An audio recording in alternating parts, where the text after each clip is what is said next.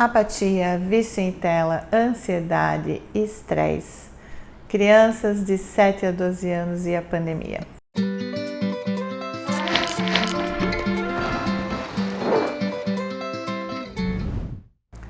Olá, sou Juliana Bel, diretora da Escola Nosso Mundo, e hoje eu vou falar sobre as crianças de 7 a 12 anos e a pandemia. 7 a 12 anos é a idade das crianças que frequentam o nosso ensino fundamental e o contraturno Nosso Mundo. Essas crianças, quando voltaram ano passado aqui para a Escola Nosso Mundo, elas primeiro estavam precisando brincar. Algumas crianças passaram 2020 na frente de uma tela, seja fazendo conteúdo da escola, para as crianças do contraturno, seja passando o seu próprio tempo. Então, assim, as crianças vieram com uma demanda de um brincar muito urgente, muito necessário. Por quê?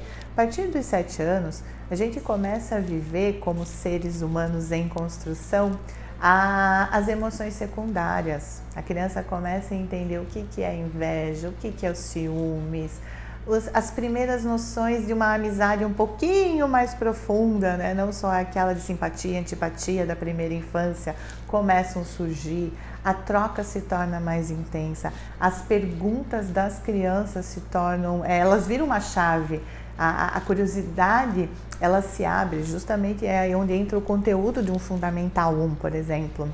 Então, assim, esse mundo pequeno, esse mundo através de uma tela, essas amizades que às vezes foram para trás dessa tela também, trouxe para as crianças uma bagagem um pouco pesada, certo? Eu precisaria estar vivendo, eu precisaria estar aprendendo, eu precisaria estar abstraindo as coisas do mundo que eu adquiri ali na primeira infância. E de repente eu estava dentro de casa, de repente as minhas amizades, a minha turma se restringiram. E aí eu volto para a escola. Eu volto para a escola em 2021. Algumas crianças ainda ficaram em sistema híbrido, demoraram um pouco, né, para retornar esse presencial e conviver com a sua turma. Então, assim, eu vi aqui no chão da nossa escola as crianças de contraturno e as que começaram com a gente o ensino fundamental da Escola Nosso Mundo. Elas estavam angustiadas. Algumas crianças passaram por crise de ansiedade aqui dentro. Algumas foram extremamente cobradas durante esse momento de reclusão e elas estavam estressadas, com uma autocobrança, né, uma autoavaliação muito negativa da sua autoimagem. Muitas delas precisando de um apoio emocional para lidar com as frustrações. Seu sistema regulatório estava descompensado. O brincar dessas crianças passou muito pela tela, seja os jogos, seja os desenhos, a própria conversa, né, com os colegas. Então, assim, algo que elas trouxeram foi essa redução dessa criatividade. Se a nossa criatividade está um pouquinho afetada, porque a gente não teve estímulos, nossas perguntas também diminuem. As nossas perguntas também se tornam um pouco mais rasas, existe menos curiosidade dentro do meu ser.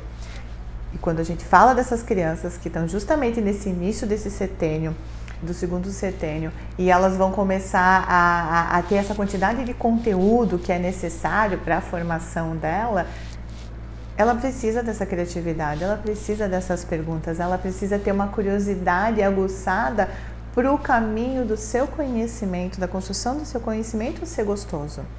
Então a gente via aqui muito claramente assim, as crianças entediadas com o que a gente estava às vezes apresentando, porque ela queria voltar para aquele joguinho, ela queria voltar para aquele mundo mais recluso. Ficou claro que muitas das crianças também precisavam extravasar o seu estresse, suas raivas, a agressividade.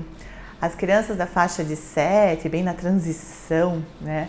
Elas não viveram aquele final da primeira infância, onde esses diálogos vão se estabelecendo e a gente começa a lidar melhor com essas pulsões negativas, né, ditas negativas, os afetos negativos. Então elas precisavam também recuperar esse tempo. As mais velhas, de 8, 9, 10, era claro a angústia de muitas, porque não conseguiram dar conta, porque algumas estavam com cobrança, se sentindo atrasadas, muitas delas se isolaram. A gente ficou sabendo de casos de crianças que tiveram problema físico, né, coluna, ganho de peso, crianças que começaram a apresentar medo também. Um medo que é diferente desse medo da primeira infância, é um medo mais constituído e mais verbalizado, mas é um medo. E crianças que tiveram também, no extremo, né, essas crianças aí de 10, 11, 12 anos, a gente viu de algumas apatia, e talvez a apatia seja um dos sintomas mais graves que a pandemia trouxe para as crianças. A gente não pode aceitar crianças apáticas. Primeiro que é completamente fora da energia vital do que é a infância, do que é a criança. E é extremamente preocupante, seja a idade que for, um ser humano apático. Se eu não tenho vontade de ir para o mundo, se eu aceito qualquer coisa que o mundo me dá, sem me revoltar, sem amar, sem rir, sem chorar, se eu estou completamente apático, eu estou num sintoma de doença, de desequilíbrio grave. Então, algumas crianças apresentaram. Eu falo aqui no Nosso Mundo que algumas crianças elas aparecem meio cinza, porque a energia da criança é colorida, né? Criança, o sorriso da criança ele é iluminado. E aí uma criança meio cinza a gente vê, reconhece de longe.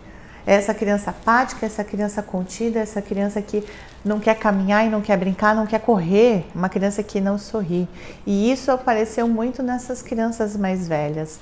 E a gente soube de casos aqui, né? A gente tem contato por causa do contraturno com famílias de tudo quanto é canto dessa cidade, assim como muitos educadores que a gente fala, das crianças que estão nessa pré-adolescência e na adolescência, claro, depressivas, tomando remédio, casos de corte, de mutilação. Então, assim, foi muito grave o que aconteceu para as crianças do segundo setênio na pandemia. Elas sentiram um impacto muito forte. A diferença é, primeira infância, a criança absorveu. Ela leu a gente, ela leu nossas preocupações, ela viu um bando de adulto estressado com medo de morte e absorveu de uma forma que um dia, quem sabe, ela vai externalizar verbalmente.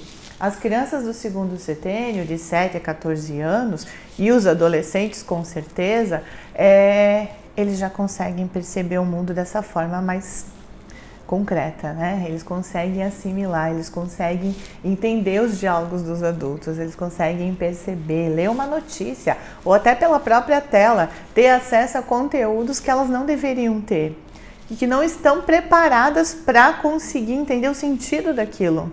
Então a confusão na cabecinha desses serizinhos foi grande. Na maioria deles, foram raras as crianças que conseguiram manter a sua infância um pouco mais equilibrada nesse momento da pandemia. Dessas crianças a partir de 7 anos. Então elas vieram para cá com essa demanda muito grande. Como eu falei, a gente lidou com crise de ansiedade, a gente lidou com crise de agressividade, com choro, com tudo, né? E aí existe, nessa sociedade que a gente vive hoje em dia, uma cobrança da parte cognitiva da criança, do conhecimento dela, né? Precisa recuperar o primeiro ano, precisa recuperar o terceiro ou quarto ano. E a gente não precisa, nesse momento, olhar para isso com tanto peso. A gente precisa olhar, sim, para a saúde mental das crianças, para a saúde emocional das crianças, para esse corpo físico que precisa estar bem, estar saudável. Né? O conhecimento, o ser humano ele nasceu para conhecer, ele nasceu para se desenvolver. A gente tem eu sempre falo aqui, um cérebrozinho muito preparado, uma máquina muito perfeita, que ela não para de aprender, que ela não para de se desenvolver. Então, assim, todo o conteúdo perdido, famílias, e aí eu faço um apelo, vai dar certo, elas vão recuperar, elas vão chegar lá na linha, né? Na linha de chegada, na linha final, todas juntas. Agora, a parte emocional, essa parte delas que foi extremamente prejudicada, é agora que a gente tem que lidar. É agora que a gente tem que observar. É nesse momento que elas estão pedindo ajuda. Muitas delas estão pedindo socorro e a gente às vezes não está escutando. A gente precisa olhar para essas crianças, a gente precisa abrir esse nosso olhar mais sensível, esse nosso olhar que passa do que está apresentando só aqui no físico, né? No expressar e abraçar esse contexto. fazer com que elas se integrem, que elas estabeleçam novas formas de olhar e de viver para esse mundo que está assustador, que continua assustador, que vai continuar assustador, talvez por muito tempo. A gente não sabe como é que é esse caminho dessa pandemia. 2 anos já se passaram e a gente já sabe que esse ano vai continuar. Já sabemos também que todas as escolas vão retornar 100% presencial aqui em Santa Catarina, já recebemos esse decreto. Então, assim, mas mesmo assim continua o medo, continuam as mortes às vezes, continuam as perdas e elas continuam usando máscara. O mundo continua um pouco tapado para elas. Volto para o que eu falei em todos os outros vídeos. Toda criança precisa de tempo e espaço, e essas crianças mais do que nunca estão precisando disso. Elas precisam viver o final dessa infância delas intensamente, recuperar um tempo perdido de brincar, de criatividade, de imaginação. A gente precisa deixar elas livres para elas expressarem essas emoções, esses afetos negativos, para esses baldinhos delas esvaziarem um pouco e elas começarem a se equilibrar. É isso. Viveu alguma coisa parecida? Tem alguma criança nessa idade? Quer compartilhar a sua dúvida ou a sua história? Deixa aqui nos comentários e a gente segue nessa conversa sobre a pandemia. Seguimos.